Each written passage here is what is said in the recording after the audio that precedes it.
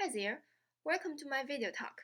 My name is Qingfang Liu. I'm currently a PhD student from the Ohio State University. In this video, I'm going to talk about my research project on intertemporal choice. Intertemporal choice comes from everyday decision-making situations. For example, would you rather have $10 now or $20 in 15 days? Previous studies have investigated different cognitive processes and their neural correlates underlying intertemporal choice, such as subjective valuation, self-control, and value accumulation. Compared with the other two, the value accumulation process has not been well studied. We designed and performed an EEG study, where on every trial, participants chose between a fixed immediate option $10 now and a delayed option. The delayed time and dollar amount were presented sequentially to reduce the eye movements. We manipulated 5 different probabilities of choosing delayed options for each subject, denoted as PD, by using a hyperbolic discounting function and a softmax decision function. We fit a computational model to the choice and response time data. The green nodes denote the model parameters, and the other colored nodes denote the model variables. On each trial, the model starts from the given reward and time delay. The raw input values are transformed through a power function. We consider the time delay and the amount of reward as two feature dimensions.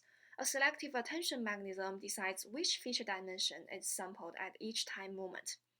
Notice that under our experiment configuration, only time delay information is presented in the first 1000 milliseconds, so there's no selective attention within the first 1000 milliseconds.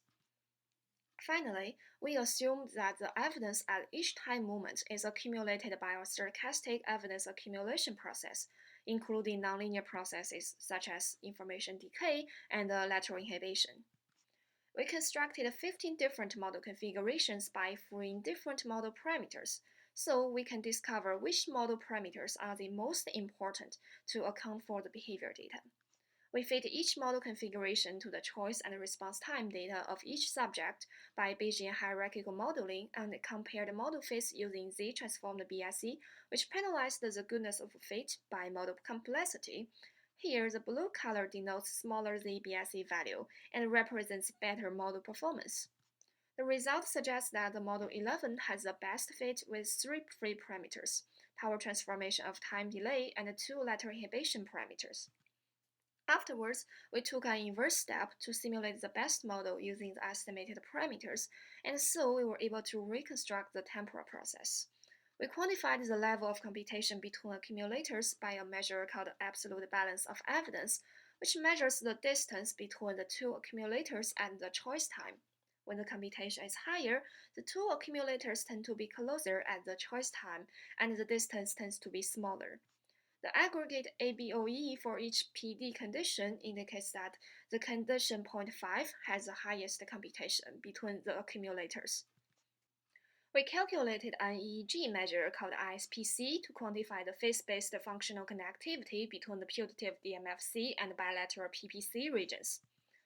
Across 5 PD conditions, ISPC values in 0.5 condition are the highest.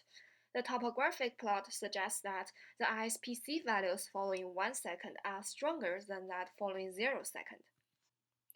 We aggregated the ISPC over theta frequency band and compared across PD conditions.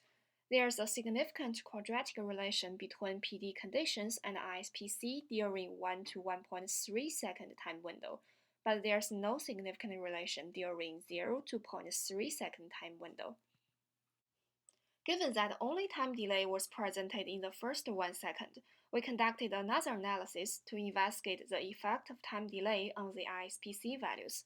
We found higher values of ISPC with increasing time delay within the time window of 0 to 0.3 seconds, but no significant result in the 1 to 1.3 time window. Altogether, we concluded that the ISPC is associated with value accumulation process. As a summary, we constructed a computational model to describe the time course of information processing during intertemporal choice. We found that the phase-based functional connectivity between putative DMFC and PPC regions reflects value accumulation in intertemporal choice. Thanks a lot for your interest in our work. If you have any questions or comments, please feel free to contact me by this email address.